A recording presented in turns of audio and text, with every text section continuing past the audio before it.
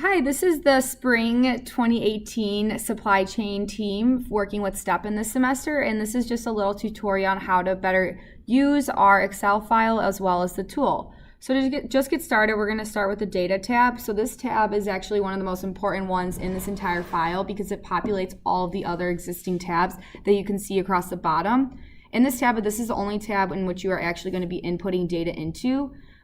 For it to accurately populate each of the other tabs, you need to input an entire month's worth of data for our tool to accurately be able to forecast your costs. So for example, you can't just put in January 2018 data for a material 218, let's say. You need to put in all data for January 2018 for all materials. So just for example, we can just paste in the data and everything else should populate. So in addition to inputting the data yourself, you'll also have to manipulate a few of the columns just to make sure that the formulas in the top cell carry throughout the data. So in our instruction manual that we've attached as well, those columns will be highlighted, but just for a visual representation, in cell AG, this shows the DC assignment, and it's a formula that you can see on the top. But all you'll have to do to populate the rest of the column is double click, and the rest should fill it by itself. And so the instruction manual will include the rest of the cells like AH, AI that need to be populated as well. So you'll just have to go through and double click for each of those.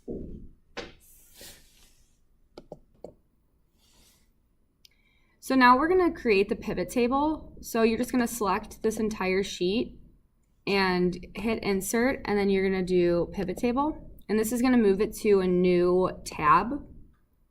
So basically, to build this pivot table, you want to first select the origin city and state. And then you're going to follow that with the DC assignment.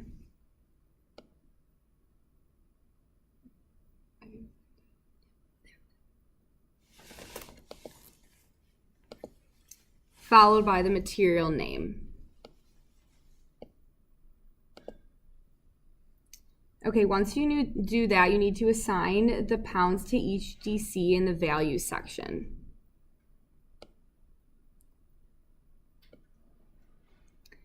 Following that, we want to remove all of the headers. So you're going to right click on the pivot table, and you're going to go to pivot table options. Then you're going to hit display. And you're going to select classic pivot table layout, enable dragging of the fields of the grid. And then you're going to take out the top, so display field captions and filter dropdowns. So once you have this displayed, you just want to remove all of these field options in between.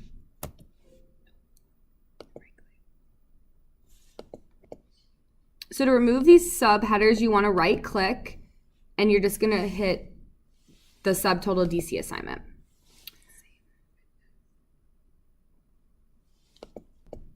You're just going to repeat the steps with these cells as well. So you're just going to remove once again. So once you do this, you're going to want to paste this pivot table into an entire, so you're just going to copy and paste it as values into an entirely new sheet.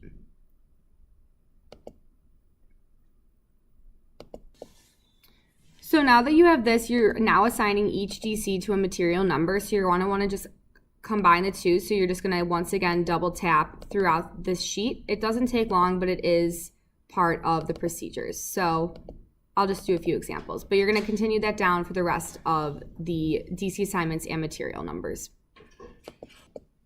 So once you do that, you're going to want to scroll back up to column A and repeat the steps as well. So you're going to scroll over to column A, and you're just going to double click and continue the steps just down the column. And just to clean up the data set, you're just want to delete columns 1 and 2.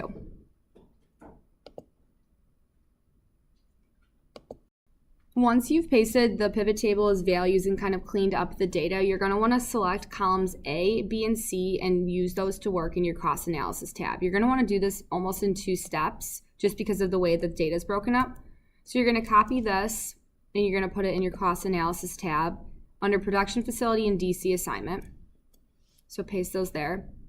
Then you're going to go back to your pivot table and you're going to paste row or column C into the matching header essentially. So under material, you're just going to paste it in. So this formula will be in there for you guys, but by accident we deleted it. But basically we're going to match a production facility with a material, and then it's going to populate. But basically to get that, you're going to populate just the rest of the cells. But the rest of the columns in this file, you are just going to select all of them and copy it all, drag it all the way down, and the cells will populate based on the data and the formulas that have been coded in previously. So once you guys have inputted your data into the data tab, you've created your pivot table, and you pulled that data into your cost analysis tab, your tool should be ready to go.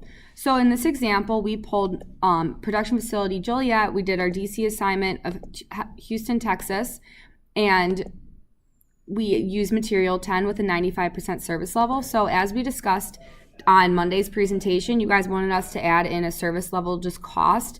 So we did that, and we made the factors range from 80% all the way up to 95% and assigned a cost which can be found in the mode. So in the mode, we created a service level kind of matrix. And so as each service level kind of increases or decreases, that is also assigned to a cost that is now linked to our tool. So in this example, we're using just a monthly increment, and you can see at the bottom that here are your total costs and if there are any savings.